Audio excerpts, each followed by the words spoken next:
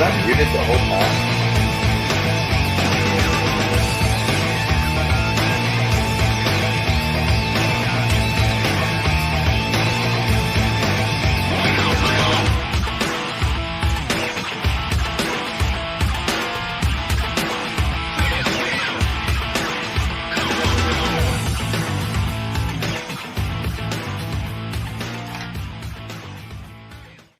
What's up, guys? Welcome to Untamed and Unhinged Reptile Podcast. And we got my co-host Michael Voorhees from Stranger Cargo Exotics, and then we got GiJoe from Reach Out Reptiles. What's up, brother? What's going on? What's up? Hey, go ahead and talk, Mike, so I can see if I can hear you. Man, there's a lot of people in Can here. you hear me? Yeah. Am I good? I barely made it. 6:01. Bro, I was like, we backstage talking. That's what I was telling the wife. I was like, he wants me to hop on real quick. I got a second. All right, Joe, go ahead and Okay. tell us about yourself. So I'm GiJoe and been doing the Super Dwarf and Dwarf Retake since about 2017. So I got started kind of with snakes because at the time I was an Army recruiter. What's up, Abby? Right. Hey, Abby. And I got stationed in Maryland, and I could not find a place that would let me have my dog.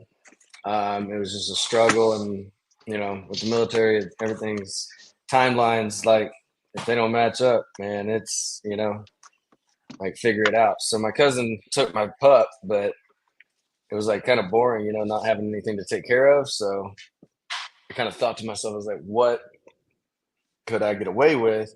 Hide if the landlord came through, something like that, right? So of course, ended up getting a ball python. It was a female spider. I still have her. She's with a friend of mine, Meg. She's doing some breeding loans and stuff there, but that's how it started. Ball pythons got boring quick, so I was like, started looking at other stuff.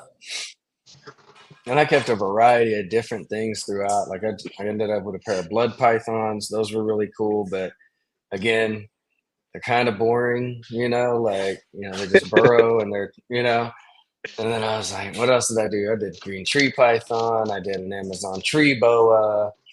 And then, but I came across this photo of that Garrett had posted in a group with this little bitty super dwarf retic sitting beside a chapstick tube. And I mean, it was just ridiculously small. So I reached out to him, and turns out that he was only about 2.5 hours from where I was stationed down here in Maryland. So I drove up, and that's where it started, man. Like I walked in, I seen his place, started talking about it, seen the potential, in it to have a really cool side hustle, from the military that was going to be still fun and passionate, but I seen the potential for it to all work out. So then I invested a ton of money and I bought a ton of snakes, and now I'm up to, I don't know, what do I got? Like 60, I think I'm up to 66 super dwarf and dwarf retics. Damn. So what, like, I want to know, like, how did you end up in Reach Out Reptiles? Like, how did you start working there? Like, when did that all come about? So, I mean, when I was recruiting, like I would drive up quite a bit and volunteer with Garrett, and he took me to my first Tinley, just as a volunteer. So basically it was, just room and board was paid, and we paid meals and stuff, and I got to see what a Tinley was about. Thanks, Benjamin. And I was kind of like just hooked from there. And then, I was always picking his brain, picking other people's brains, just really trying to understand it and understand how the genetics worked, and putting just a really common sense approach to like the questions about size, the questions about figuring out, all right, or putting forth a vision of like, if I pair this with this, like, what do I think it's going to look like? Do I think it's worth chasing it? And then so I think he'll tell you, he kind of was like just grooming me because he's seen a potential, because he knew that the business was going to grow where he needed a salesperson. And so when I came home on leave, let's see, this would have been 2021. I came home from Korea for like 55 days. I'd been there for a while. And that was when he did the first Retake Fest. And he was like, "Oh, we're just having a little gathering. You should, come to the house, and stuff." And I mean, wasn't new for me to come to the house or anything, like I knew Ashley, knew the kids, used to bring them donuts and little treats and stuff, so like I knew them. So I wouldn't, but he didn't tell me it was like the Retake Fest and people flying in from everywhere. And I've been on some videos before, so people knew who I was, but like I said, I've been in Korea for a year and a half. Like I'm kind of disconnected from all of it. I wasn't even paying attention. Just, literally talking with the people that were nice enough to hold my collection while I was, overseas. But I wasn't like really paying attention in the groups and stuff, it was just like a disconnect. So I come home and then all these people like show up and they're like, I'll never forget it. It was Ben Horton, and he walks up to me, and Ben, you gotta understand, he's like about 5'7". He's got this giant red beard. I mean, it's longer than mine, and he's just this super cool California dude. And he just walks up and he's like, "You're G.I. Joe." And I was like, "Yeah." Is it like I didn't know what to do, right? Like he's kind of like starstruck or something, like it was the most awkward interaction. And now, like, and it's funny because now it's one of my fondest memories of Ben. And Ben's a buddy of mine, and he, they live here in Pennsylvania now and stuff. So, but it was funny. I was just, so after, I think it's after Retake Fest, he kind of, I was hanging out up there with him, and he was like, he brought me on as the idea of working part-time, answering emails from overseas, and I just clocked my hours. So, and I was doing, I was making sales, even from, making it work, figuring it out for, the time change. It was a 13-hour time difference. So people were getting answered at weird hours, but, I'd give it to the customers once I kind of explained what was happening to them, was up front with them. What's up, DEA? They were, the customers were generally really cool. They knew that they were going to get answered. It was just going to be like on an opposite time zone.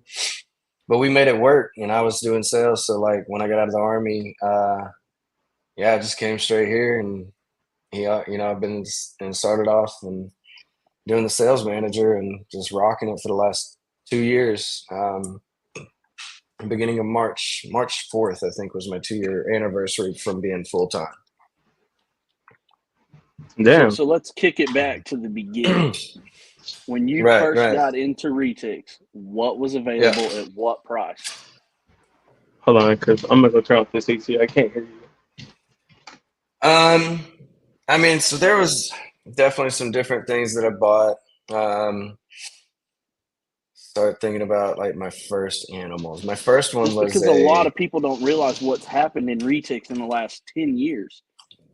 Back 10 years ago, you had anery, you had albino, you had snow, you had TK, the controversial line now. And I mean, you had a few other guys, Jason Gasper and guys like that. But people don't realize that within the last 10 years, that is when the super dwarf market has really evolved into a commercial industry that's focused around itself. Yeah, for sure. I mean, it's, for somebody that does it, full time, I definitely see what that looks like. And the difference. And then it's funny because the new people that are coming in don't have an understanding of what it takes to get a double, even a visual recessive in a higher percentage. They don't understand that timeline. So I got people all the time that are like, I want an 87.5%, visual snow, that doesn't exceed 6 feet. And I'm like, I mean, so do I. So let's all get in line, Yeah. They're like, they just don't have an understanding. So a lot of my breeding stock right now, a lot of my early animals were 25% Kalatoa and 25% Jamp. That's the standard. And that's the other side of it that it's important to talk about, and bring up, which is a good point, is like, that's the breeding stock that's hitting of age to breed. So it's like, everybody wants 75% Anery Motley Tigers. And I'm like, well, like, most of them are 25 and 25 that are breeding age. The absolute newest stuff might be 50%, so that climbing, with it being that extra element with the super dwarf and tracking percentages, I think it definitely needs to be understood that it takes time. I mean, you're talking, if you want to double your percentage from wherever it's at, so you're running it back to a pure, you're making hets where your females have got to grow for 4 years minimum. And I've had, females that have gone all the way to 8 years old and never laid a clutch for me. It's weird.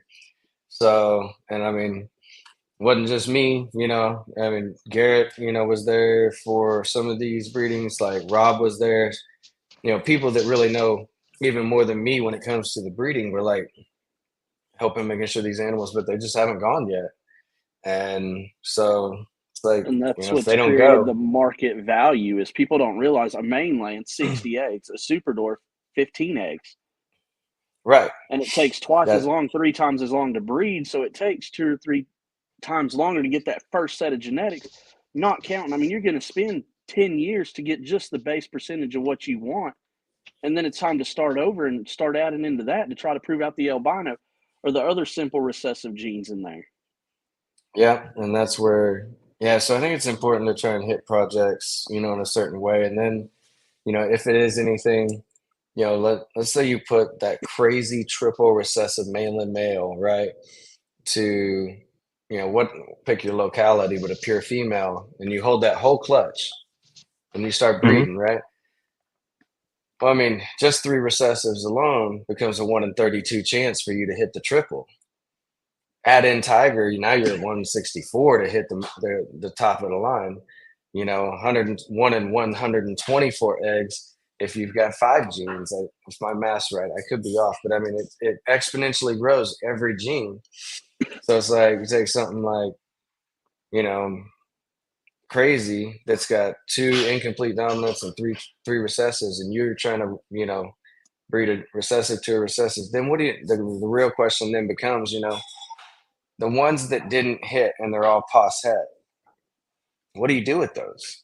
Do you soften your market by selling them and getting a little bit of money?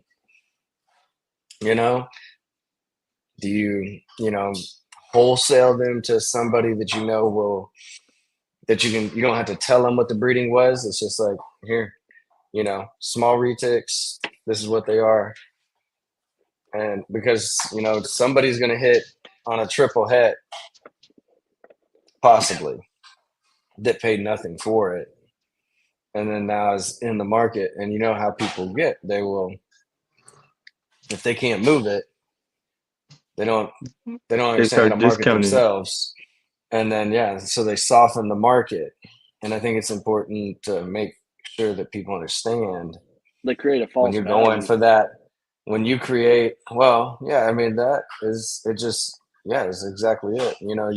Somebody has to chase that visual, it's like a breeding example for that would be like, I have, Motley double het Jamp Anneries, the 50, they're the Indo Anneries. So I've got Motley male and female, right? So I'm trying to make super Motley Indo caramel snows. But anything that doesn't come out visually, either Indo caramel or Indo snow, you know, And it's like Indo is I don't what? want to. Indo caramel, it's a form of albinism. Makes it combined with Clark strain makes orange glow. Oh, okay. Yeah, That's So good stuff. I'm still that's learning the this. isolated form, That's why I'm like Indo So what? these, yeah, Indo caramel is, it's gorgeous, and it's an ice, but it's really important from a breeding standpoint for someone like me that has a lot of projects. It's like you could take an orange glow, but then the thing you can't guarantee, if you say I take an orange glow male and put it to a pure female, run the percentages up, right? Mhm. I don't know whether those babies are het purple or het white, whichever form of Clark strain was used, or if they're het Indo. And I can't charge what is appropriate for that new genetic by using an orange glow. So I need that. If I really want that to go and make a market that is not only sustainable I think for future breeders, right, where they can buy in, like knowing if you have a het Indo or a het purple allows you to then have a more direct flight path for your, or a direct heading for where your breedings are going. Because if you're playing guessing games, and I mean we all have, but the goal I think of every breeder should be like, as much as possible to work towards those independence. The mocha, like Garrett and I did it in a breeding last year. Hatched the first super dwarf combination of we got GC Sunfire Mocha that's 100% het anery, and that's my male. And then Garrett got the Mocha Sunfire 100% het anery.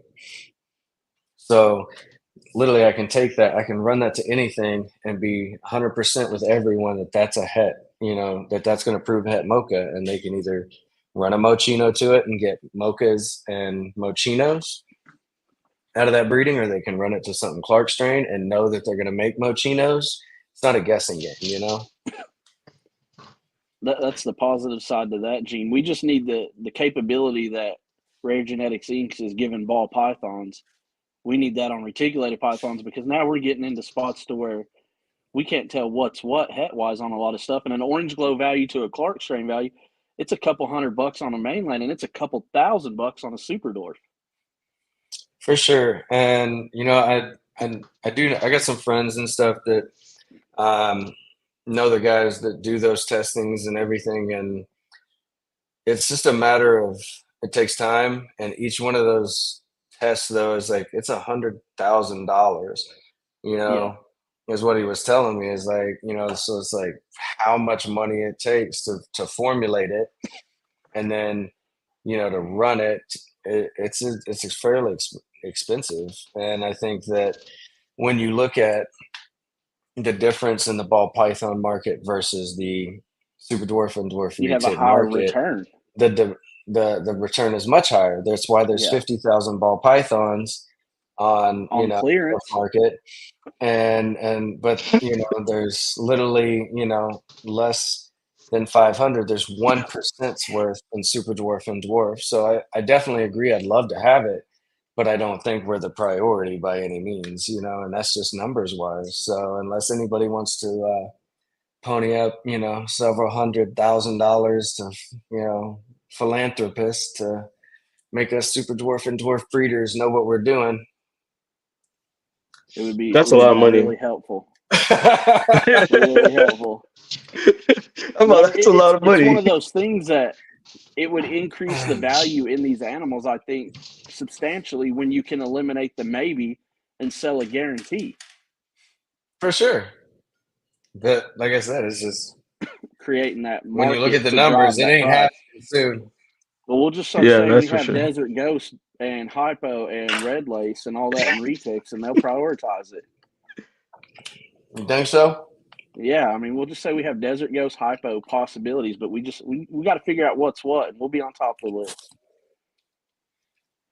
It's getting to that point of creating. I mean, y'all have already done a good job in creating a market around it, and I mean, branding super dwarfs and dwarfs to where before they were an animal that was $400 that you almost couldn't give away, to where now people fight for them. But where I'm at on dwarf and super dwarfs is, how do you guarantee a locality when you weren't the guy that caught them on that island?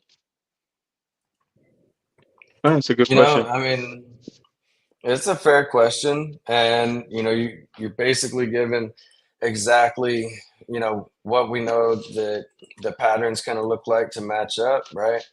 And then what they're labeled as they come in, knowing that we're asking.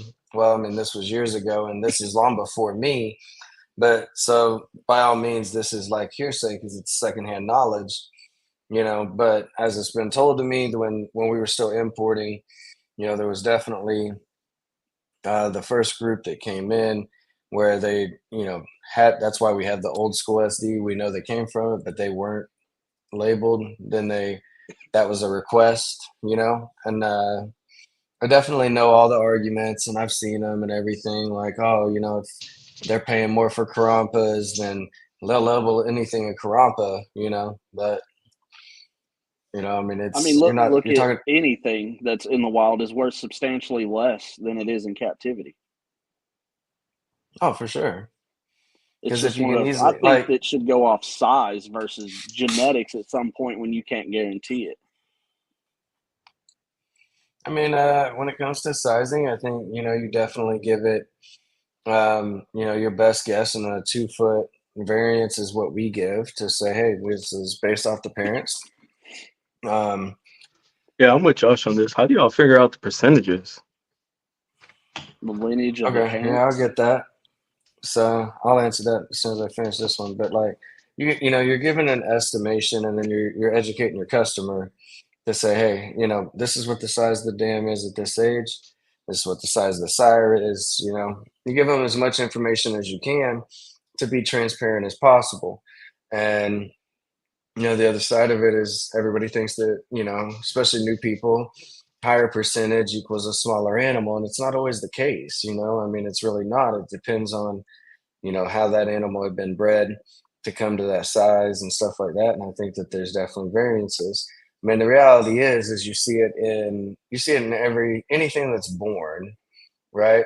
There's going to be varying sizes. I mean, I'm the oldest of three brothers.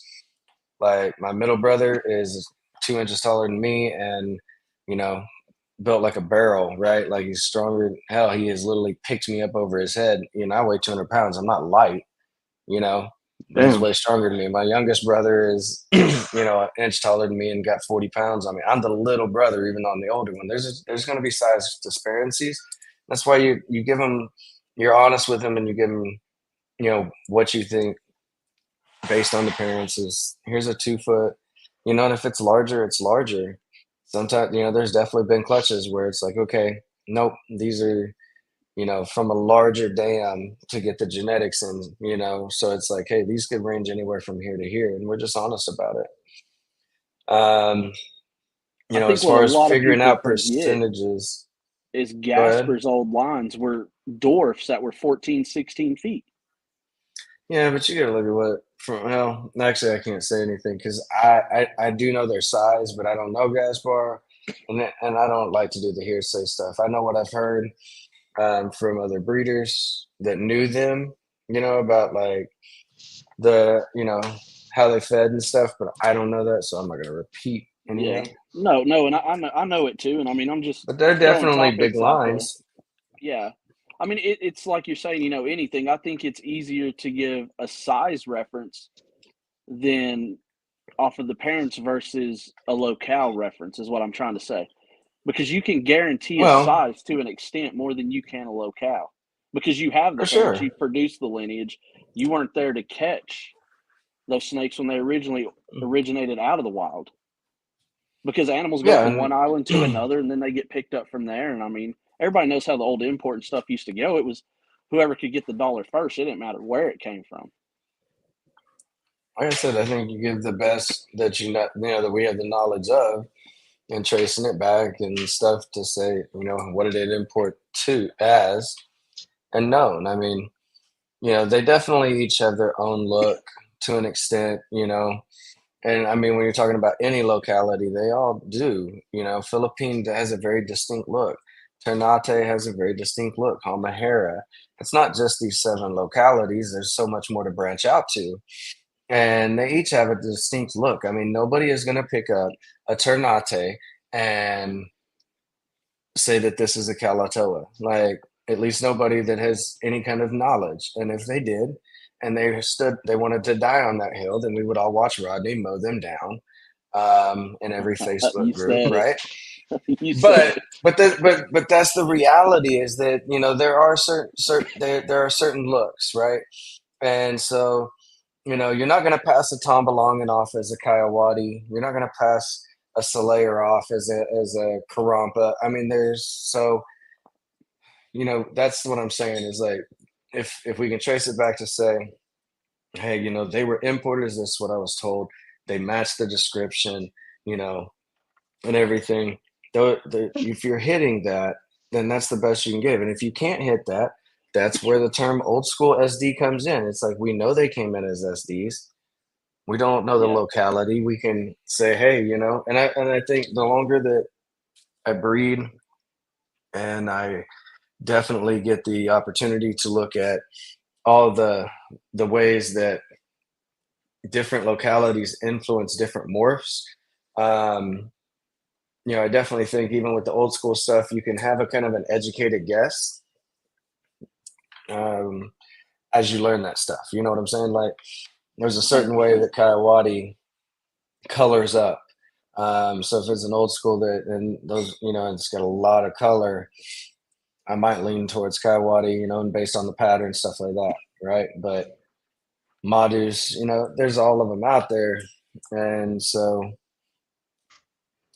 that's what I think you It's a do. rabbit hole. There, you can sit here and you can argue it back and forth and everything. I think it ultimately it kind of boils down to like, all right, what are you going to believe in? And you just make a choice. And if you want to be on that side of the fence, be on that side, and I'll wave at you. And if you're going to be on my side of the fence, then cool, let's go play some croquet and fucking or something. I don't know, but Yeah, and that's what I respect you on is Okay. you don't sell them as guaranteed 100% locale. It's this is what they are. This is the description they match. This is the size of the lineage that I have versus a lot of people that claim this is what it is and this is what it'll be. And a lot of those things don't work. I don't even know what that right. said. Right? I didn't even know what it said either. It says workshop. My boy Josh Oh no, Hansen. I think he's It's his showing company. Abby's sticker. Yeah, her too. Abby's on here. Yeah. Boom. Curly hair keeper. And But then that's the respectable part is y'all try to especially I've talked to you over the years over just different things. You definitely put a right. clarification on everything you do. It's not a justifiable response. It's a clarified response of this is why I'm telling you it and this is the reasoning behind it. It's not this is what I said and that's what it's going to be. It's this is what I've seen, this is what I've noticed, this is the parents, this is what we've gotten. And that's what people got to realize is you can go buy a $600 pure super door from so and so off Morph Market, or you can go to Joe and pay $2,000, and I guarantee you, your $2,000 super door is going to look a whole lot better and be a lot more prolific for you in that size range than a $600 one. Yeah, I we agree with definitely that. do everything to, you know, we, I definitely for sure try to make sure that anything that I say, because I ultimately, like, while I understand that there's a reflection on Reach Out Reptiles as the employee there, it's also ultimately a reflection on me, and that's where, as long as I feel like with every sale that I feel like I'm honest and I can look at myself in the mirror with integrity, that I didn't try and sell them, something that they didn't want, just to make a dollar, then I'm good with it. And I definitely, understand that. Like I said, I got 66 reticks because I wanted to chase a lot of projects, right? And Hmm. at this point, I'm sitting here and I'm like, it's a whole, like, it is literally a whole nother job. Like, I come, when you come home, like, you got to devote a couple hours to it down there, or it just piles up and it'll take the entire day if you wait for the weekend. Yeah, and we keep And mainland, so, so I get that totally. yeah, but it's a constant thing. And, I'm I'm like, lucky what that made you choose Lauren retics? helps me out, because she goes down there and she kills it down there and helps me out and makes sure they stay straight. So, um, what made me choose retics? Yeah, what made you go into that retic world? Like, what led you that way? Like I said, Just with my story earlier, just like once I started going to Garrett's, I was like I was done for. I was down a rabbit hole. so. Like I just Did you know started Gary buying your whole snakes to life? take. No, I literally like I Oh, okay. found that photo on Facebook in a snake group, and it was like for sale, and he was just this cool little tiny thing, and then I like started talking to Garrett, and he kind of gave me an explanation of it, because I loved retics. Like I just was like, I'm in the army. I know I'm going to PCS. I can't be moving all these snakes. And then I did it anyway. I just didn't want to move mainlands. So when I could move smaller snakes, I made it work. And we did. We made it work. And, then I got those orders to Korea and, Garrett and Rob, they both made sure that, part of my collection was great. And then my friends Matt and Becca down in Georgia took the rest of my collection in and took care of it. And I ended up getting extended there an extra like almost year and a half that they took. It was originally agreed upon that it would be a year, and it turned into 2.5 years that they kept my collection and stuff, and did a great job. And I'm so thankful for them because otherwise I wouldn't have what I have right now in any way, shape, or form. I'd have had to sell and start over. And I mean, and I'd already acquired, some super rare stuff. I bought the first pair of Karampas because I was number 3 on the list. Oh I yeah, that's bought another thing. That's crazy. Y'all have a list for like snakes. But that's yeah, how it's you know long. you're in a market that the demand supersedes the supply, which tells you that there's longevity in that market. Yeah.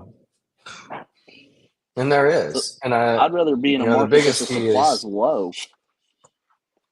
it is. And Yeah. and then the other side of it is like when you can't, certain things that are like the snakes that people really love, like the Motley GCs. Let me tell you, if I could make an Anery Super Motley, and then have a Super GC, right, that was Het Anery, or either way, vice versa. But you can't have like Super GCs. We all know like they have issues. So my goal is like I want to breed an Anery Super Motley, and I need a golden child that's Het Anery, so I can just make all Anerys and Motley GCs, Molly as many as GC sell possible. great until they're albino. Yeah, but that's That's what we've because noticed. As the soon as they're whole albino, point, nobody the wants whole, them. the whole point of them is to be dark and have that Yeah. contrasting head stamp.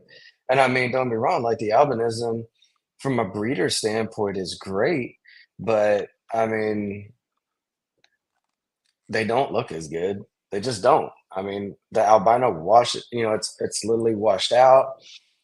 I mean, we've Yeah. got a lab Motley GC Tiger at the shop, and I mean, he's not a bad looking snake, but like it, I would rather have the dark, Yeah. But from a See, I breeding like the standpoint, albino stuff. oh, I love albino stuff. Don't be wrong, but I like, like the have you ever lighter seen an stuff. albino Motley GC compared to No. a Motley GC? Motley GC is Yeah, way better all day. The like iridescence of the jet black, and it holds that color throughout its whole life. I've seen the Motley GC, but I haven't seen the albino, so I don't know. And I like the albino stuff. I may choose the albino one. But that's just Albino is you me. what got might, me and into that's all personal retics. preference, Yeah, see, that's and just me that's though. fine. I'm just saying that's just me. But y'all could say that's better, but like what is like right now, what is it? Is it Ocelot that everybody's after right now? Oh yeah, like the Ocelot's Ocelot all right. game. Is that the highest paying like retake right now or the one that gets paid the most Aztecs hit for? the market yesterday for 17.5. I seen it. Go And I've Bob. seen Aztec. That's gorgeous. You never know what might end Listen, up here. We're headed to Dallas this weekend, listen. and Bob's going to be there. I just listen. I just want. There's no hate on Bob. No hate on all. Like I hope he gets 17.5 for every one of them. I I hope he just hope don't, because I don't everybody want to that pay that. pays. Well, nobody wants to pay it. Somebody's going to. That Here's was my funny. here's my 2 That cents. was People funny. hate on Garrett. People hate on Rodney. People hate on Bob. People hate on Aubrey. If you're so confident in what you do, I reference it to Ford and Shelby. These guys are Ford. They create a product. Be Shelby. If you're so good at what you do, pick that product up, make it better, and increase the value in the exact same animal they're selling. Mm-hmm. The only reason you're going to bash and talk crap about someone is because you're insecure in what you do. Or Well, I jealous. think Yeah, or jelly. jelly. Yeah, for sure. I mean, Because if you're confident, it's. Let take me that tell you, animal, it's. make it better. This is definitely one of those things that when I have somebody that's a new breeder or an aspiring breeder, let's call them an aspiring breeder, and they're talking to me about what should we pair up, what should I buy, what's this, what's that, what, and then the longer you talk to them, then they start talking to other people, and I want them to talk to other people because I want them to know other people in the industry, and I want them to hear conflicting views, because what I hope happens is that it then triggers this mechanism that I remember I used to have in the 90s. I don't know, I think it was called critical fucking thinking. That and they'll use their damn brain a little bit to, actually have a thought of their own by hearing, different people that have different opinions, right? So I'm all for that. But I caution new breeders on, especially ones that want to sell on their own. Don't chase that thing that's going to produce you a $15,000 animal every time, because it took time, like you said, Michael, earlier, like super dwarf pures used to be $400. You couldn't give them away, right? I get $10,000 a pair for Karampas now, right? Like, because we created a value. Garrett did a very good job of that, right? I have been brought into this world by them, and I think validated myself with enough knowledge and integrity that people, at least listen to me a little bit. And so I tell people, I tell them, I'm like, listen, if you're aspiring to be a new breeder, like, get something that's the classics that sell, right? Like, and that sell for $2,500 or less, because somebody We'll sell is, those all day. There's a bigger market well, for $2,500 animals. just think about it. Like, or even if you undercut, say you undercut ROR a little bit, right? To entice that person that is looking for a deal, right? Instead, you get a pair of albinos, you're breeding 50% super dwarf albinos that are going to be like small bloodline, stay small, right? For me, they're $1,250 all day long. I can sell them all day long. I really don't discount them because I know that they will sell at that. It's a guaranteed sell, right? So if you come in and say, offer them on Morph Market for $1,100, I'm not mad at you, because for somebody that $150, for somebody that wants a snake, I know that, like, not everybody's pocketbook is the same, so they're looking for that best deal. And if you can offer a quality animal, even if both of them are from me, and I can back that up, right, and say, yes, this person bought those, you're getting Reach Out Reptiles lineage, you're just getting it third party, cool, go for it. But because somebody is more likely to give up, there's infinitely more people that have $1,000 to spend on a snake, and then there is people that have $15,000 to spend on a snake. That's a lot of disposable income.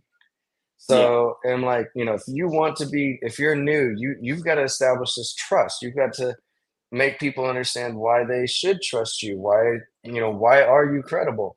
I was like, but no, if you're not credible or you don't have anything, it's like credit, man. If you don't have any, you got to figure out how to get it, right? Like, secure credit card, whatever. You got to build it to get there. I'm like, you're going to be sitting on $15,000 animals, and you're going to get frustrated because and try to you're unload like, them for $4 or $5 to move them, and soften the market, right? Yep. And then cry the next year when everybody's offering $2 and $3 but the year before, you're the one who crashed your own market. Right. So, that's my biggest piece of advice for somebody that's getting into it is, stuff like, if you can make Annery Golden Childs, Annery Motley Golden Childs, Motley Golden Childs, stuff like, Annery Motley Tigers and Motley Tigers, Platinum Tigers, stuff like that. Like, right now, like, I could think of a pair of snakes that at the shop, if you paired them up, I think, there's a price on those. I think for under $7,000, I could have you a pair that would probably, every single clutch would net you like $20,000 easily, if depending on the size of it, because of the crazy variety.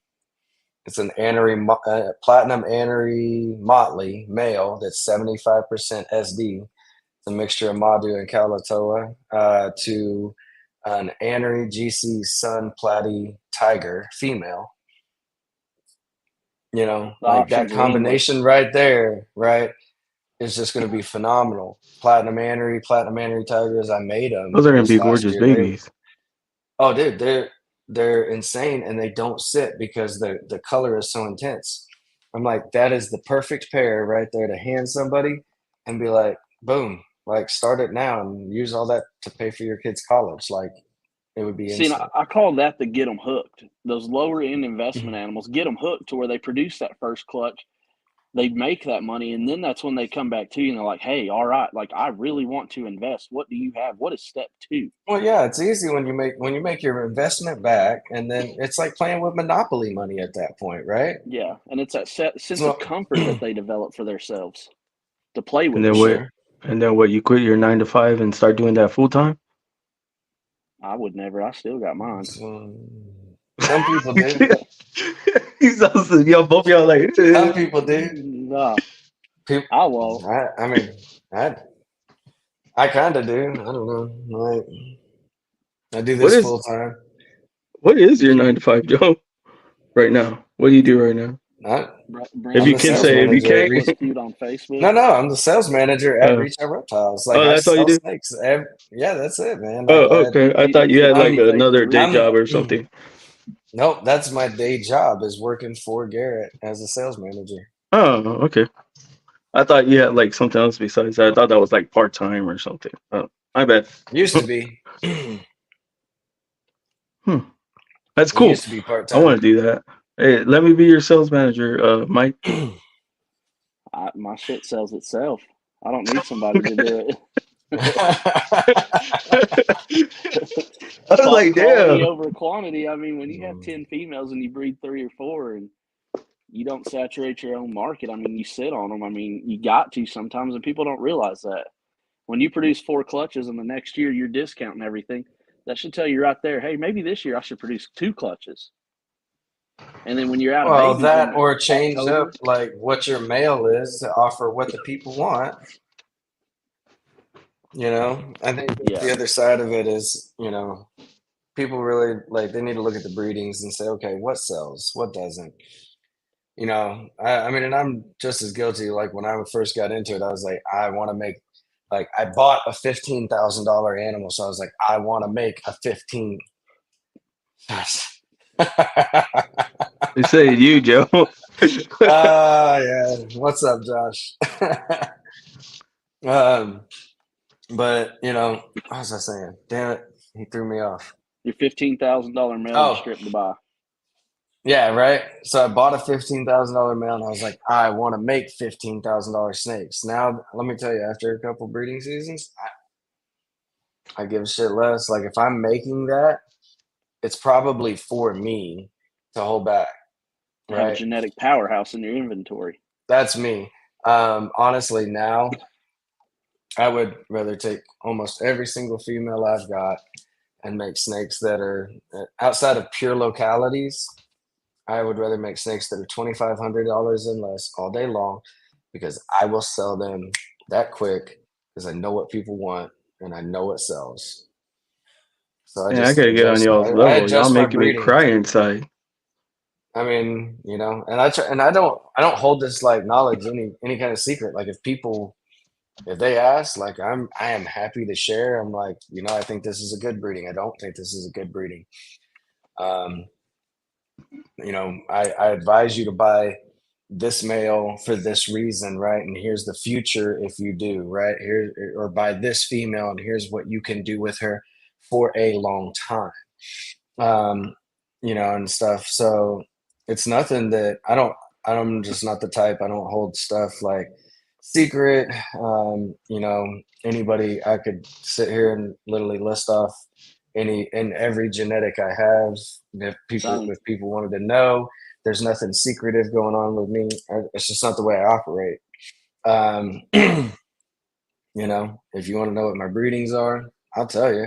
I'm not in a chase for to do world's first or whatever. If somebody's got the same thing that I'm doing, and they beat me to it, like I'm sitting here and I'm congratulating them. Like who See, cares? and that's what people have to realize. It's not the race of making the world's first, because what you might be chasing and they make before you might look like absolute crap. And you're like, they saved you a breeding that you I might have mean, done. maybe Because there's that's a pairings on things that you possibility. think's going to look, and when they come out, you're like, God, that really didn't look the way I thought it would. So I'm going to go this direction instead of chasing that one. Yeah, I mean, I've been fortunate to be saved on some stuff. I mean, look at pieds. I mean, we love pieds. It's no secret. Everything pied we buy, and I a want a lot of pied. things make white. And my goal is I want to know what puts pattern back in pied, and there right. eventually has to be something, and I'm gonna try it until I find it. And there you go. I mean, and that's the thing. Like, if But if you did that, that's what would that be called? A pied what do you mean? with pattern. It's still be, Oh, yeah. it'd still Just be a trying to pod. like, I'm gonna call it the the PP one with I think, pattern pied. yeah, like definitely with pies, you're seeing more and more that like the further the more stuff you add to them, it seems like the whiter they get. Yeah, So I get it. For sure. and I mean we love. I mean Mochino. It's no secret. Mochino is the best form of albino. I think marble is the best codom, and I mean simple recessive pied. I Hmm. mean that's the three genes that I feel that I like the best. And I mean I kind of you got to model it after Shane. Like everybody was sleeping on Sunfire, and look what he did. He took and made Sunfire its Oh, own thing, Sunfire is one of my favorite incomplete dominants. You and guys, then he did it with oh OGS, man, and I now should it's go. like I should go get my one male and show you what my future project is. Like, he's crazy. I mean, if you want to, it's on you. now for a commercial break. Please hold. Right? Yeah, nah, Let's go to nah, commercial. nah, Boop, boop, nah. boop, While We'll you do just we'll that, just I'm walk. grabbing a charger. We'll just walk down there. I mean, the lighting's not great down there, but Yeah, you're we gonna can walk miss it. You're gonna miss it, Mike. No, I ain't. I'll dive across this bedroom. down. I might He not said, "I'll stick the dive landing, but across I'll his be here. bedroom." Do what you love to do, not what everyone else is doing. I mean, to an extent, I agree with that. But if what you love to do is breed 101 normals, I don't think that that's a good idea. Why would you do that? So Well, my breeding plan should change. because Josh says it's what you love. All right, But I'm so just like do we need 101 normals though? absolutely not. How can I set this thing so it Don't charges? do that. If that's Right what there. you love, I do not support that. I'm like, I'm trying to produce entire clutches of super normals. so Super he asked, normals. so All right, Josh that's from, magnificent. oh, hold up. Sorry, I'll solo you out. Apologize. There you go.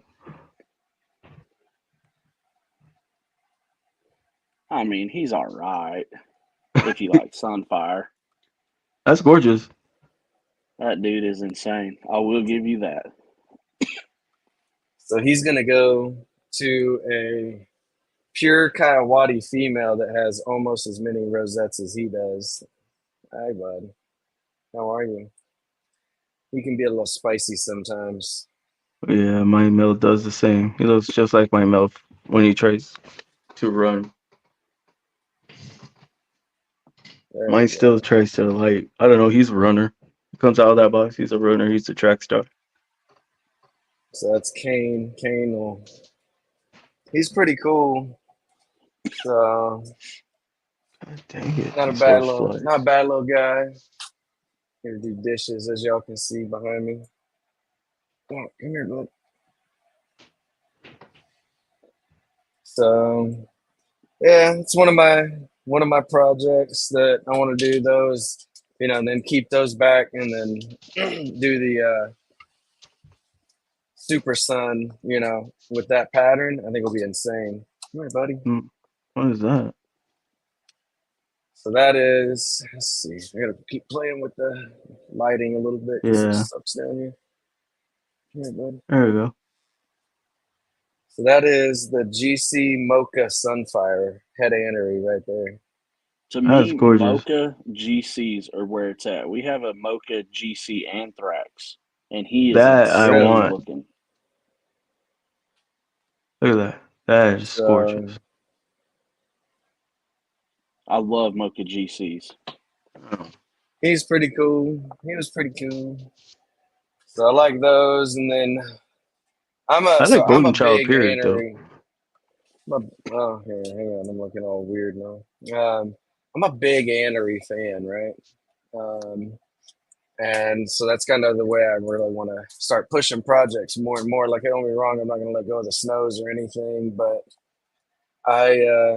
Garrett and I did this really cool breeding, proved out, and so this is a visual anery male that is 93.75% total SD, so 50% Karampa, and it has a very, very Karampa look. The male does. So the Man, So I need to female send look. you pictures of what I think I have is an Anery Phantom.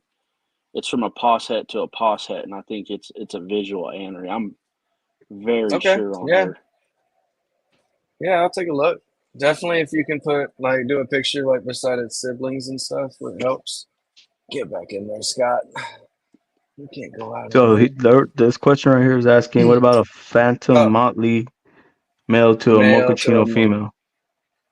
Is So your if you put a Phantom's head phantom albino? motley, they're gonna be all of the you're gonna get phantoms, motleys, and phantom motleys, and they're all gonna be either het mocha or het purple, one of the two, you know, or het white, depending on it's gonna be het Clark strain, and you're not gonna know. So that's where, if you ask me, the best thing to do, breeding wise, is always putting a mochino to something that is a visual albino. Yep. So you can guarantee you hit those odds of the Mm-hmm. Mochinos. Interesting. Well, yeah, I mean, if it's albino, you know, you're either going to produce mochinos or you're going to produce, you know, Albinos. the albinos, and that's it. Like, there's no questions there, right? There's no questions on hets or anything else. That's why I'll be using So a Mochino pod male this season. that's Dude, I that'll be think something nice. died in my garage, but it's not my animals. I think a Yeah. rat got loose or something in here. Mm-mm. So you guys Yeah, want to see what some little bit of locality influence does? This girl is a 75% Solaire tiger, 100% het albino. that is gorgeous too. I like them long ovaled out rosettes on the side. That is That a is very fire though. classic tiger look to it. And I fully believe that tiger is one of those genes. If you can do it and like run it up, you know, run your percentages up, you'll really see like what that locality influence can kind of do, right? Yeah. So is it just tigers from different look, you know, that are ran up in a single locality? They just definitely look different. You know, they do. They vary. So I have a So question, a good question. Hmm. When are okay. we going to see Joe Hull sell and market his own retics? Oh, I have no idea. And what would you even And call yourself then? I don't know that either. I don't know that either. So Man, that was a good question. I hadn't looked at it. So here But you would guys you go. want to, This is Joe? maybe one day. So look at this color. So that's a 4-year-old male Karampa. It's pos head anery.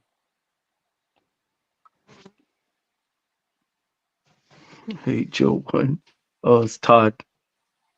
What up, Todd? I was like, what? I thought I just saw it was Josh up there. Josh and Todd. Yeah. Hold Shout on. out to both those guys. So what's your most anticipated project you hope you hit on this year? Well, it was gonna be the super motley Indo caramel snow, but she reabsorbed. So I would Damn, that sucks. say probably we had a pair of 75% Madu, 25 Kalatoa. I think the female is a visual anery, and I think the male is a pos head anery. And so they look amazing. I think those are great pures to produce that don't have quite the extensive the high price tag of a single locality, and they're great for giving someone something that is pure, at least at 100% in order to bring their percentages up. I think it's a great clutch to make. And you can run a morph into it without the same guilt, as, it's like, I've got 2 Karumpa females, right? I'm like hard pressed not to just only make pure Karumpas with them right now because of the supply and demand. It'd be crazy. But Yeah. if I could if I put my male Karumpa to any of my other locality, pure females, and made a clutch like that, and I could then hold back an army of those females, like say if I had 6 females that are pures, that are het anery or visual anery, whatever, or even normals, but I have them. I never have a reason to use a pure, 100% pure female unless it's like literally I just want a specific locality look in it for 100%. And do you have a favorite So, locality? Very understandable. oh man, it's so tough. Like, because I like each locality that I have for its own individual thing, and then like I really look at it now where I really want to start doing projects that are like maybe even from the ground up with some of them, where I would start with a mainland male. I've considered that on some of these things. It would have to be worth it, but where I literally only keep it in one locality, where I don't have the two or 3 localities fighting to give a look, Yeah. And so, that's one of the things I'm looking at kind of doing, or like, like I have those Solayers, right? Or not that tiger. So I've got her, and there was my buddy of mine bred some pure Solayer female to a was it a Motley Het Indo or a Motley Indo caramel?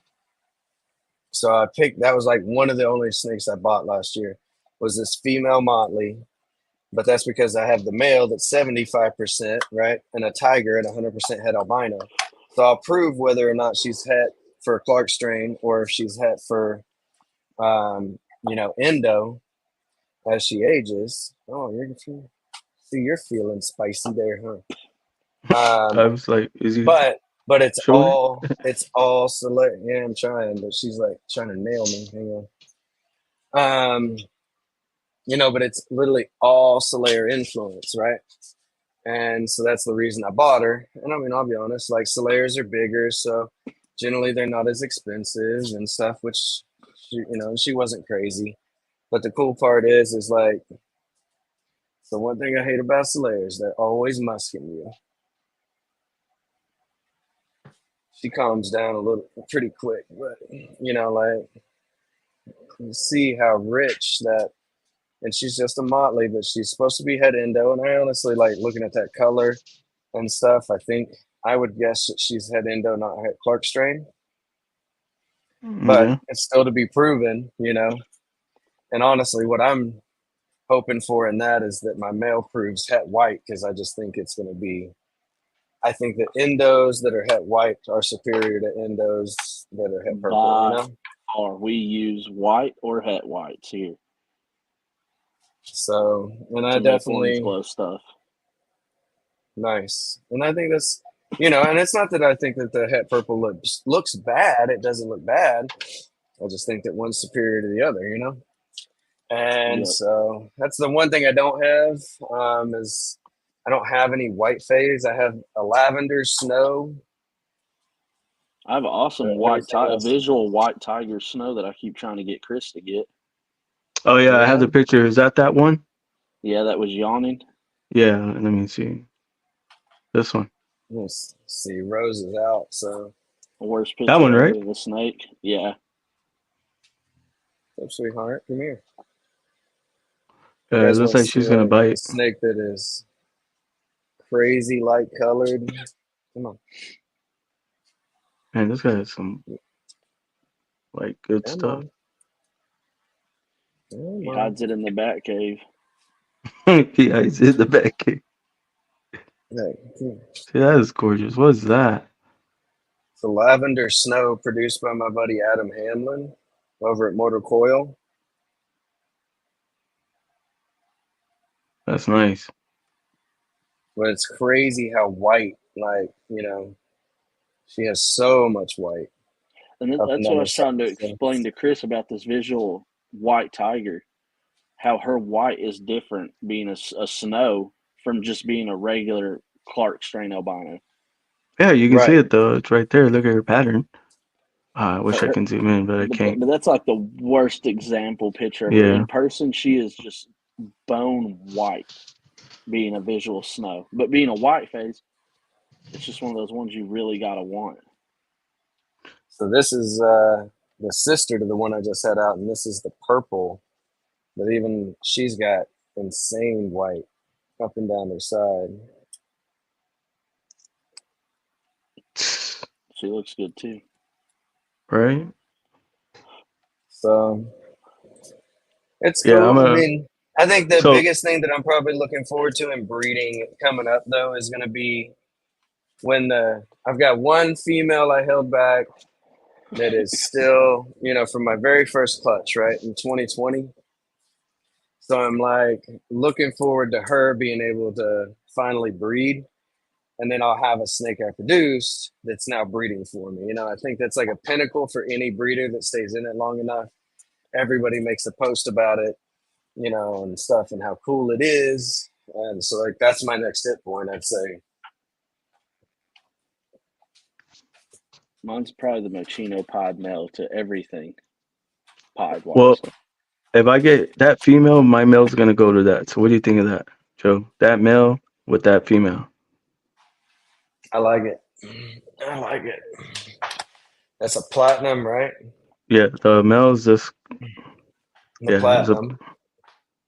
Was that the one made by Lucas? yes, lab Yeah. exotics. Yeah. And then this female. A white snow Oh yeah. tiger. Heck yeah. I'll have I to think get a it'll be a better great. picture of her. See, Joe said, "Hell yeah, well, let's get it done, Mike." I've been Well, I telling you, you're mean, the one sleeping on it. And Bro, she's I'll already 2.5 years old, and she's him right at like probably the 5 foot mark.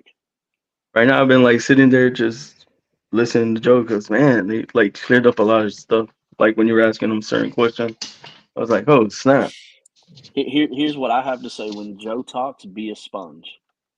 dude. Take it That's what I all was in. like. Oh snap, I didn't know any of this, I Like seeing him appreciate at it. Tinley I'm walking oh flattered. by, shit. looking in the booth, and hearing Joe talk. I mean, I was thankful enough that I finally met him at Tinley. Hot It was cool. down there. Yeah. But I mean, just the passive conversations of the knowledge he gives away, I mean, for free. And if somebody's willing to give you knowledge for free, I mean, that's time they're never going to get back. So appreciate it. I agree with that, Yeah, bro.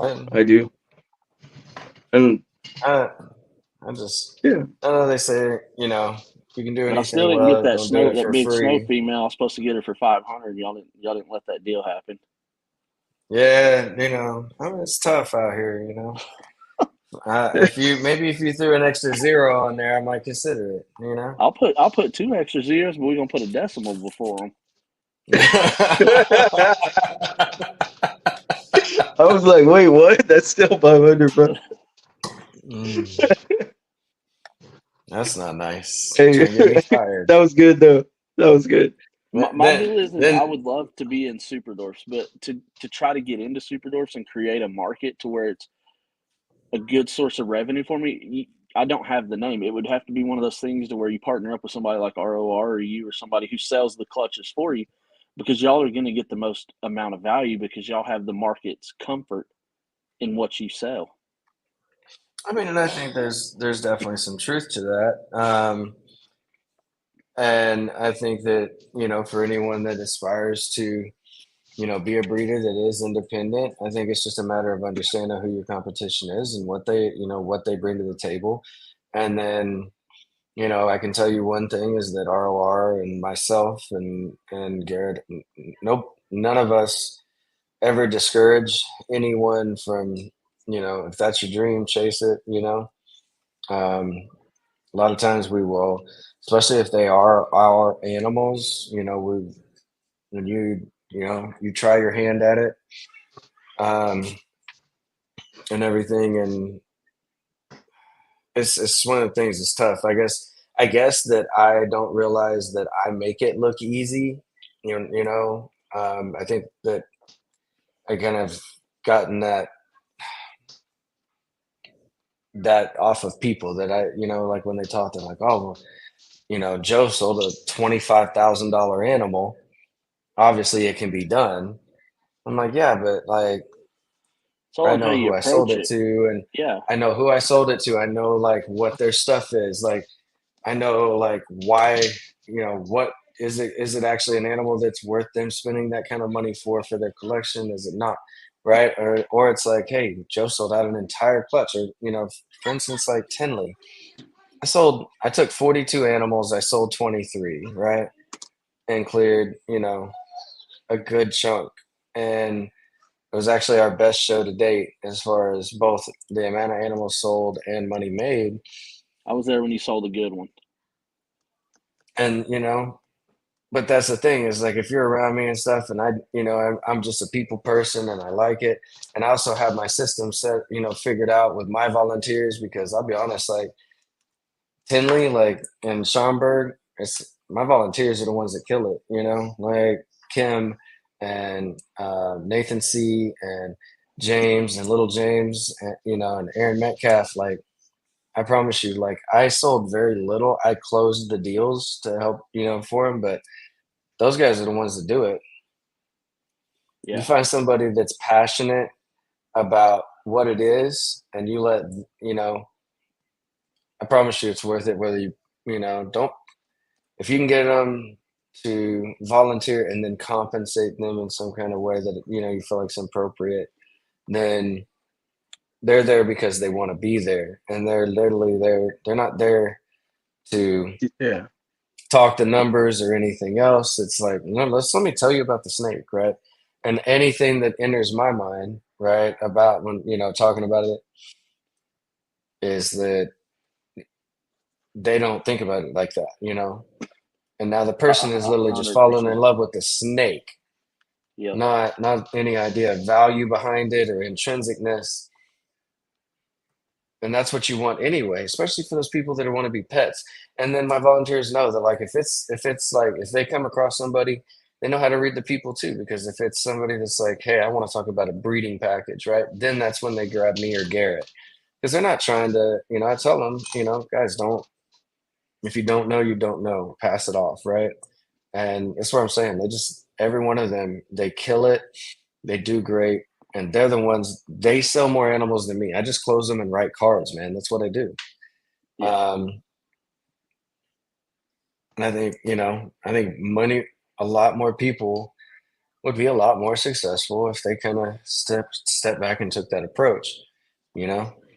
So where we got lucky was here recently, this last year and into this year. We've done a lot with the local university here, going to schools, doing presentations. But it Mhm. started with my wife going to college, and her biology teacher was talking about reptiles. She told me about the reptile show we have here. He come out, he bought a snake, then he bought another snake, then he bought a third snake. Then he's like, hey, we're looking at doing some reptile deals for schools for our biology. Would you be interested? Like, yeah, let's Right. go. So we started doing those deals with them, and now they're in the process with the dean of developing a working hours program to where they come to our house to learn the genetics, to learn the handling and everything like that of these animals that will go towards their college hours. Yeah, that's amazing. But that's Dude, where that's like, awesome. and it's Like, stuff like that makes, and makes a positive influence on the community as a whole, both within the community and outside of it.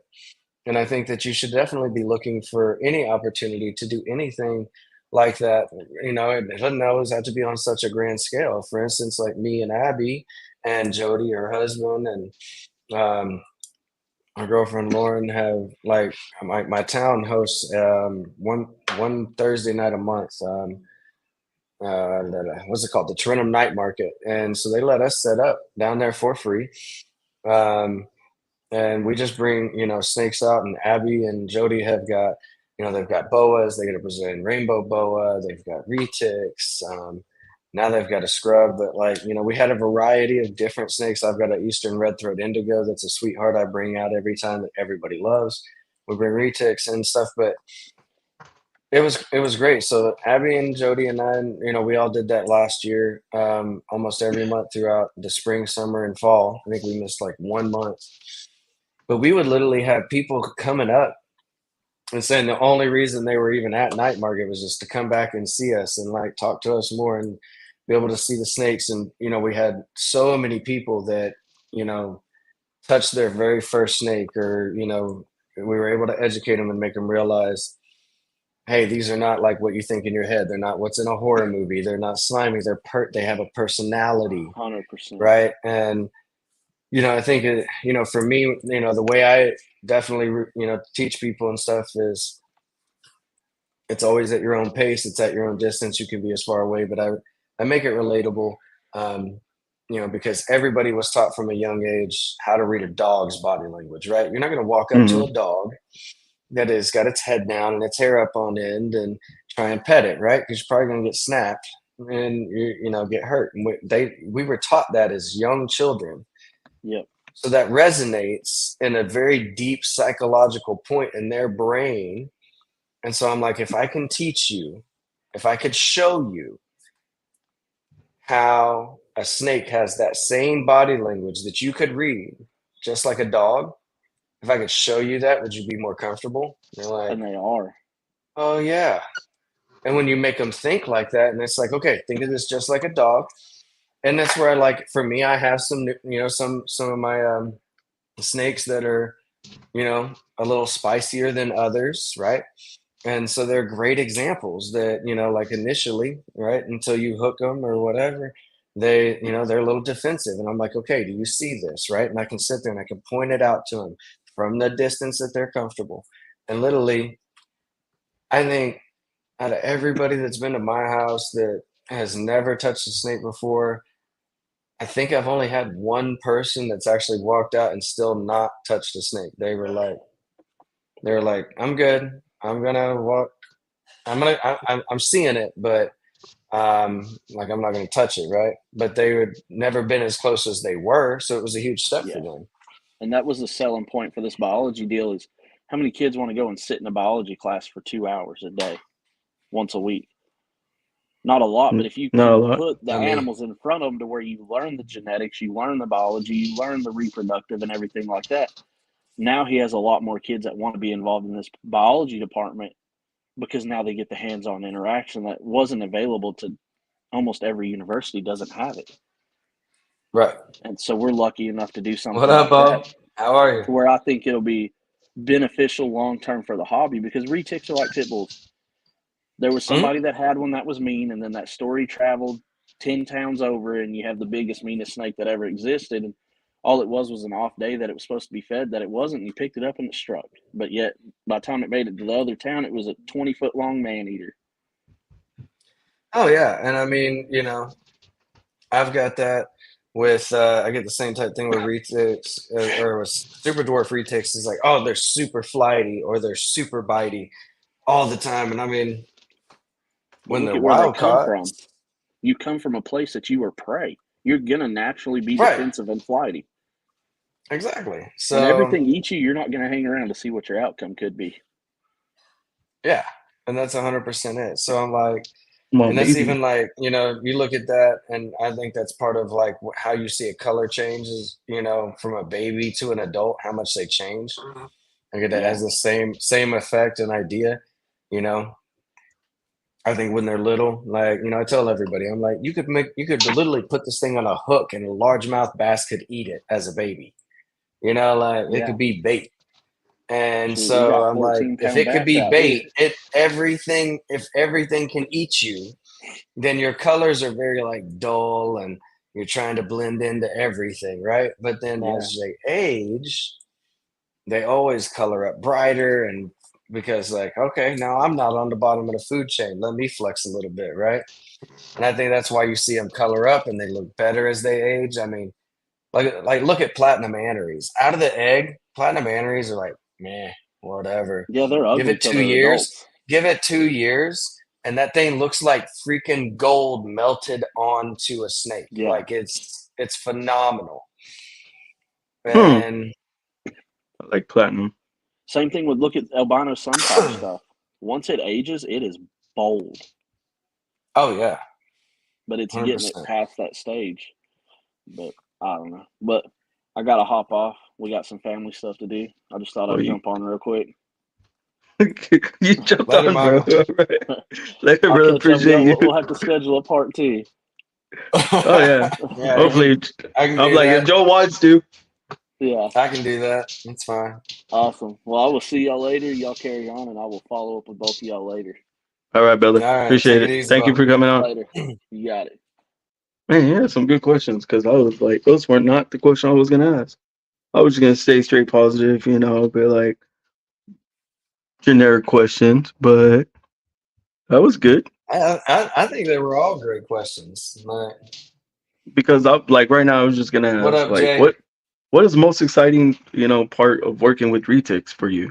Is it them coming out of the egg, or all the way up to their intelligence? Honestly, yeah, it's the intelligence that they have, and that, like, I promise, if you treat these snakes almost with the same level that you would treat, like that you would treat a dog, with the amount of respect you would give them, the way you would talk to them. I think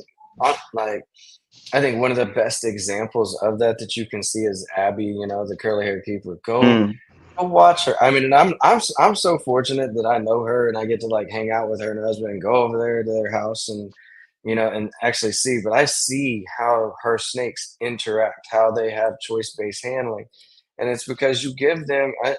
You're gonna whatever level of respect that you give that snake in time. Like if they're hateful, it's gonna take time before that they will give that same level of respect back. But it takes a little time. Um, but I mean, and I think one of the funnest things for me is like taking a snake that is deemed hateful or nasty or whatever, bitey, and I have been successful working with them. I've got one here that came back from a friend of ours that got out of the industry, and Garrett didn't want it at the shop. Her name's Boca. She's 11 foot. She's not small. Makes beautiful babies, but man, dude, like all she was ever done like with beforehand was like giving food because she was so bitey, and the previous, the owner was like just a little bit afraid of her, I think. And but I've had, so Garrett asked me if I would take her here at the house because he really felt like she was going to be such a liability at the shop that he didn't really want her there because I mean she was just nasty, and took time and everything. I've dodged a lot of bites from her.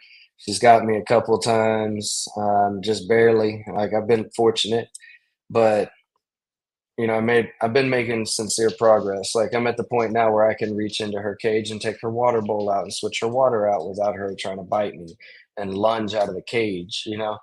Um, the last time she had a bad shed, I was able to actually get her out of the enclosure with my hands, put her into a tub, let her soak, and then she let me actually get the shed off of her. She bucked me a few times, you know, um, but she never tried to bite me. And to me, that's it's huge progress for a snake that either I think what would happen is a lot of people would just be like, all right. All right, let's go. And they're, like it's keepers that can definitely handle a snake like that. But, it was one of those like, coming in with a full armor of God and praying before you mm, mess with her, right? So it's yeah. just like, let's go. and honestly, it's not what she needed. What she needed was like someone like I would like sit there and continuously talk to her. Like I've got 8 cages on that side where she's at, right? So as I'm cleaning the other 7 cages, I would just continuously talk to her. I would also, before I would go mess with her, I would always make sure that she was the first one on that side that I did.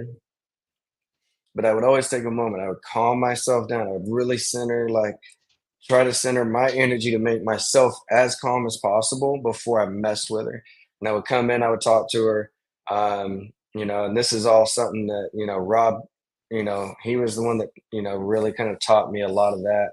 Um, and, I think that there's other keepers out there that are showing the importance of it, even from a scientific standpoint. You've got, like I said, you got Abby, another one that, Yeah, really from she's the awesome. scientific standpoint is going to be Lori Tarini.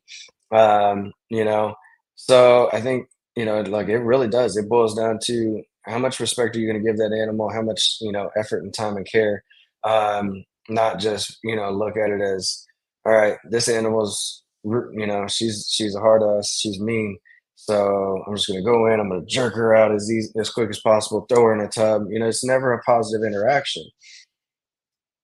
Oh, I appreciate You've that, Mark. got to, you really gotta, if you want to change the attitude on a retake, you got to work on yourself to have a positive interaction with that animal. So I've got a new project coming that's a little sassy one of these days. So time will tell. What We'll is it, leave that for retake? another. That's another retake, but Okay, it's a yeah. pretty well known one. We'll leave that for another podcast though. But I'm like, I'm looking forward to getting this one because he's a little notorious. I'm super excited to try and make him a respectable snake again in the industry. so I'm gonna ask you 2 more questions, Joe. You ready? All right, yeah, I'm ready. Because I know we already gone over the 45 minutes. What Josh say? A little bit. An hour A and little bit. 22. That's fine. I'm good. I ain't doing nothing on a Josh, Wednesday night. Josh says I'd say 90% of the retakes can be tamed if you have the time and balls to do it. Yes, he is. Yeah, I agree. I agree with So Josh. by You can't be afraid of the bite, but you got to do everything you can to avoid it because every time you take a bite, it is not a good interaction with you and that snake. So yeah, you do but everything don't you put him can to away. avoid it. They say don't put him away either. As soon as he bites you, Mm-hmm. because that lets the snake know. Oh, that's all I have to do is bite, and Mm-hmm. I can go back to my tub. Reinforcing bad behavior. Yeah. So I learned But that I my retake bit me like in my arm right after our podcast. I pulled it out and I was showing it off, and I went to put him back in the tub. And he just chunked me, dude. Like, damn, what did I do to you, bro? oh yeah, they will definitely. I had one nail my hand legless, and it's like it probably isn't gonna show up on camera. It's kind of hard to see, but like when she bit me here around this whole chunk of my hand, but ever since I've had this lump where I think she like nailed part of my tendon or something, but it all like bowstringed back, and now I've just got this weird lump right here. Damn. Yeah, I don't have that, but I'm just like, wow. That's good. So I'm just like, so my question is, like, with everything that you accomplished, like working with Reach Out Reptiles, and you accomplished a lot. I feel like, to me, and all the knowledge, do you Right. feel like you made an impact in the hobby, in the industry? Um, I like to think that I have a positive impact. Um, you know, I hope I do. I think that that is a better question for everyone else. I mean, to see what they say, like that's a real true test of like, To see, yeah, be humble. to see what it is. I mean, um, I will say the best answer I could give you is like I have yet to, since I started working there, have a day that I can't look at the mirror and feel good about myself or about any sale that I did or the work that I did that day. So I think that and it's about the best answer I can give you. But the level of impact, I guess, is going to be judged by what anyone else says. I agree. Yeah, I agree. I like that. I like the positivity you give off too, brother. I love it. And my next question is, and then yeah. So, what is your take on U.S. art? I think U.S. ARC is an important, you know, piece to our hobby. I think that I realize that there is controversy around them to an extent, and I know that I've got friends that support them, and I've got friends that don't, um, and they each have their own reasons. And I definitely, I definitely try to see both sides of the coin when I'm having that conversation with anyone. Because I think it's important. Um, as far as I'm concerned, I'm a supporter of U.S. art. There's no one else that is doing what they're doing, even on a smaller level. Um, Hmm. man, and then I just don't. I do understand. I'm not gonna be naive, and I'm not gonna sit here and be a poster boy that's like they never do anything wrong, or they've never done something that has been like, hey, like they for people don't have a grievance. I'm not saying they've wronged anybody, but where people doesn't have a grievance, I can see where those issues are and lie. But I do think they do much more good for all of us than they don't, despite what certain individuals do feel. I will always support U.S. art for that reason. Um, just because, like I said, I think that they do. I think that they very much do much more for us that is in a positive light, and not just us as reptile keepers, but I mean, they catch stuff for so many other, any kind of, Yeah, honestly, all pet keepers, agreed. they do. They catch so much. They're looking for it. They're working for it. So, um, they definitely, I think, deserve support if you want to support them. I think That's, if you're just going to be a person that's going to be a bystander and take, and never put in any work. I mean, and it's not even hard. Like US Art makes it so easy for us to help support them, and we don't show up for them as much as I think we should. But when something's coming out, in one state, like I think that it's important that we start educating the newer keepers, and then um, reteaching some of our older keepers that are like, with that bystander, syndrome, to because USR literally makes the email. Like all you have to, it takes 10 seconds to send that email because it's copy and paste. Like they've done all the work for you. It's just because all that matters up there to get your voice heard is volume. Well, I mean, that's the start. And if we're not going to give the voice, if we're not going to be the roar behind Phil Goss and behind USR, if there's no roar behind him, that's a little big dude, like standing up in front of a big thing. It's like the 300 that can only stand yeah, so long, you know.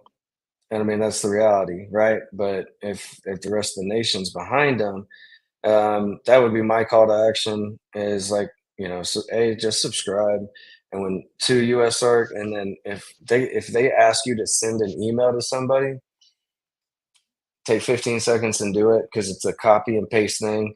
It's hmm, it is what matters. But and if you're not like if you aren't looking at it, if you aren't tracking it and paying attention to what's happening, where one state starts something and then the others start following. Just in, I mean, literally in the last 2 years I've worked at Reach Out, I've had two more states that have outlawed retics. yeah. I've We're up heard. to Yeah, five. Like there's other states that have so many weird restrictions, right? So that's what I'm saying. Like, if you're ignoring it because it's not your state, if you're gonna have that, oh, it's never gonna happen to me. oh, it's You're coming. gonna, it's coming, And I Yeah, mean, we've had more and more examples of it. You've seen what Fish and Wildlife did in Florida, um, and the reality is that the majority of those people that are working for Fish and Wildlife know very, very little about the Hmm. exotics. And they proved that, right? They freaking proved that. You probably, you know more like than most of them do. That's the reality. But guess what? The law ain't on your side. Definitely not. So if that's what I'm saying. I think the biggest thing is just be the roar behind Phil Goss and the guys up there at USARC that are reading through these tedious bills where where we know they're just literally hiding something retarded that has nothing to do with the bill inside of it to get it passed. It's happening. It's happening in all other kinds of laws. I don't know why you don't think it wouldn't happen with anything, with keeping reptiles or any kind of exotics, man. But USARC's fighting for us. They need a bigger voice behind them. That's what they need. Yeah, So and everybody always talks that would be the about one like thing. stars should get involved, like stars like when I say stars like J-Lo or movie stars, because they say some people do have snakes out of them. Like if they got in and they helped out the U.S. Ark, then I think they think other people would listen as well.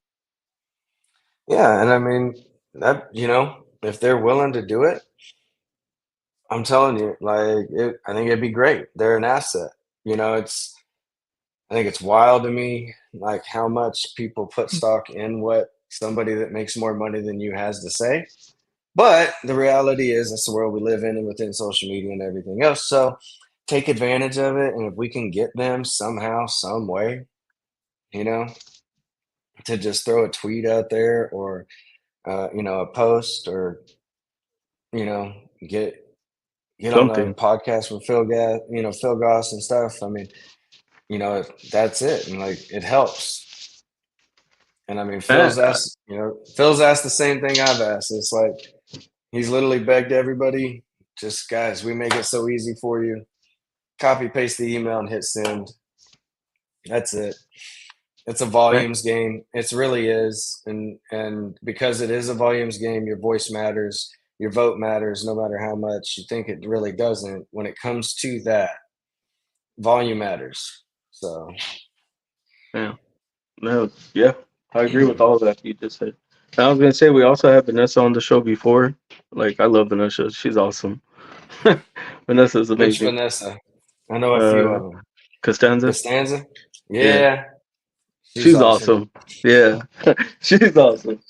Okay, so I think She this is like a two in one question. So it's like if, knowing what you would know, well, knowing what you know now, what would you go to like tell yourself to change back when like you're 18 or something? back when I Like what was would you? 18. Yeah, what would Whew. you? Knowing everything that you know now, what would you go and tell yourself back then? Like what would you change? Oh man, don't get married to get out of the barracks. I was like, damn. Okay. uh, Well, yeah. nah, I mean, uh, uh, there's a few people on here that are gonna get that joke, but oh man, no, I mean, I think that's funny.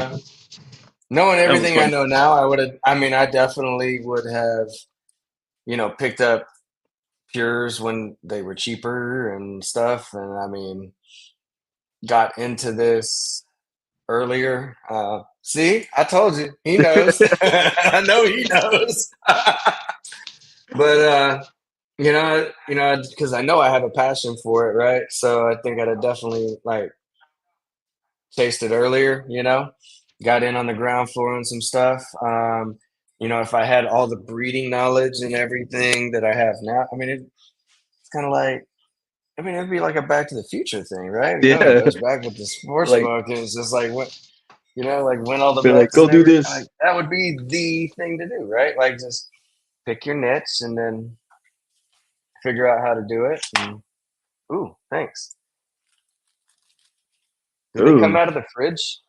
right? Yeah, what? No, I'm joking. That's when the huh? Protein. I still want one. You were just at the store. Uh, All oh, right. okay. Thanks. Appreciate you. What the hell was that, man? I got a Reese cup. I'm excited Yeah, I now. see that. Protein. That's what I usually eat Protein. after the gym, after a workout. I literally I get like frozen peanut butter cups. I take them in with me and just have them walk around until I'm done when I'm working out. Then I'll eat them. Yeah, they're the best. You know the best But thing by about a then Reese they're, cup, right? yeah. You just have to take off his little panties. What? Yeah. Never heard that one. I was like, Somebody told me that, and I've never forgot it. dude, that was awesome. That was awesome. Okay, so Somebody everything told me knowing, that when I never. with everything Yeah, I mean, going I on was. and what you know, like all the negativity, like what is one thing you would change in this hobby, in this industry? What is one thing you would change if you could? Mm, man, I don't know. I. I It's a mean, tough we one. know regardless, negativity everybody always says, but it's always going to be here. Well, and that's the problem. I mean, the negativity is always going to be there because you got some people that don't know how to effectively communicate.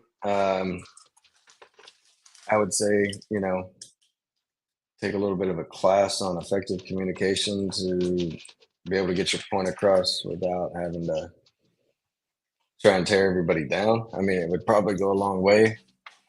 Um, but the problem is we're this is America, man. It is about chasing. It's about the competition. You're never going to get away from it. Um, so I think despite all the negativity and everything, um, no one. I don't know. I don't like to make unrealistic wishes, so I I would feel you just on ever that. back and be like, if I had one wish for the industry, it was that more of you guys would answer that USARC email and be a roar behind Phil Goss. That'd be the one thing I'd change. Like, give me an auto send button, just forward, boop. Like But that was good. make it easy for everybody, right? But I'm like, that was good. I've never had that happen. Like, I don't know. That was deep. I I like mean, that. it's going to be there. You just accept it. I think that you recognize the people that are going to be that influence on the industry, negative, hype, um, all that shit. Like, yeah, it sells and everything, but what is it? At what cost? Like, what is it doing? The rifts throughout the community are not doing us any favors. And if you think that other people outside aren't watching it, then you're naive too. So, I would just say, like, bring up your level of education. I got the only other, I guess the only thing I would say different or a change to that answer would be quit jumping down the new keeper's fucking neck like you're destroying them before they even have a chance. Uh, because you think that your knowledge surpasses it. Like, if you come off like a dick, like, then don't get mad when somebody doesn't receive your information. You know, you could be the most informative person in the world, be the most informed, and feel entitled about that. You come off like a jerk, and it's not a dig at Rodney, but this is like that's how Rodney operates, right? If you come off Mhm. like Rodney is super super knowledgeable about retics in general, super dwarfs. So many people can't even stand him. But the other side of it is Rodney knows how Rodney is, and Rodney says Rodney ain't going to change. So I give him respect for that. Like, it's like, hey, no, you get what you get. But he is super knowledgeable. And the one thing that I would love to see is, like, if he could change the way he approaches it on some things, and he does better some days than others. But I think that he would be a lot of valuable knowledge could be presented to him or through him to new keepers and stuff like that, and then or could be received better. But the problem is like, even if a new keeper asks about Rodney, right, what do they get? That kind of a response. Yeah. like what I just said. And Rodney, like he knows that. So, you know, and that's the extreme example on one side. But then you have every level in between, all the way over to someone that is literally going to help you, you know, do anything and everything you want along the way. So it's like if you're over here and you're jumping down a new person's throat and ripping them up because you think they should have the knowledge and they don't, then you're part of the problem as far as I'm concerned. You know, like you just are. I And do. you know, I agree with you got that. to I understand that. assess their now. If you know, assess their level of knowledge, and then if they are literally just not accepting it, then you know you also got to learn when to cut your losses and not waste your time. There's a balance there, but that'd be the one thing I'd say. With the negativity, just stop jumping down a new keeper's throat and stuff to the point that you're pushing them away. So they're never going to accept your knowledge. Agree. Agree. Like, because most people can handle constructive criticism, and it, Right, but like you constructive said, criticism is not but effectively yeah, communicated anymore. that's true too. That is true too. And I think the real issue with that is, you know, social media has made it people very comfortable with talking a certain way without the repercussion of being punched in the face. So they think that they can talk any way Yeah. that they want to, and you just have to accept it because just the way I talk. Fuck off. Learn how to be an intelligible human being, and And and and not think that I have to, react in a positive way to your shitty attitude. That doesn't make any sense. Like maybe it's a little repercussions, harsh, yeah. but I think that's the reality. But I mean, you're right though. You're right. I mean, if I could, yeah, that would be one thing I would change too. Yeah, stop scaring away the keepers coming in, or the breeders slash keepers, or whatever they're gonna be when they come into the hobby. Let's all make them feel welcome. I mean, like you said right now too, like they're competition. Like I don't look at you as competition.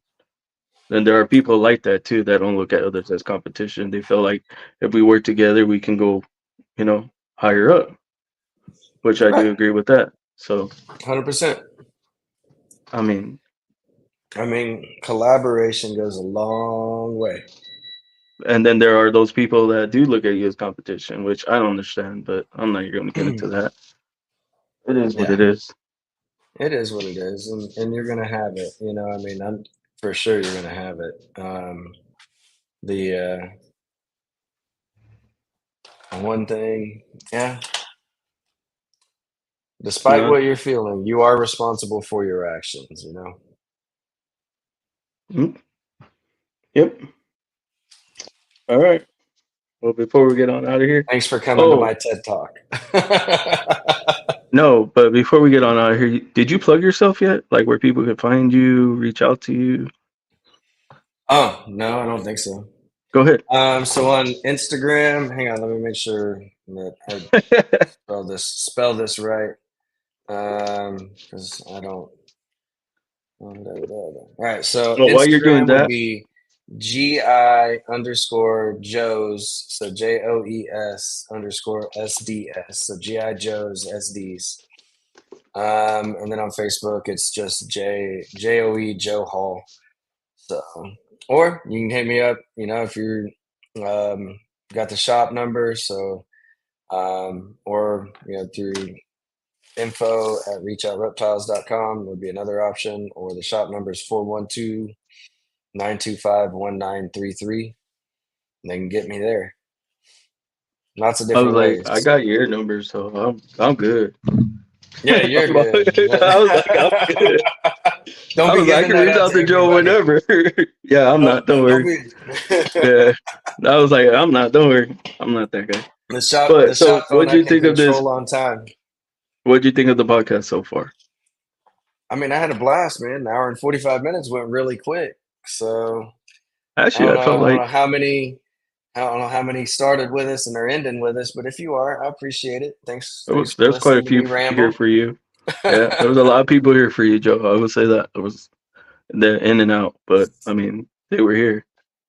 That's good. No, I'm glad I was able to bring, at least a And you few already people know. to the podcast. It's like, let's get a positive message out.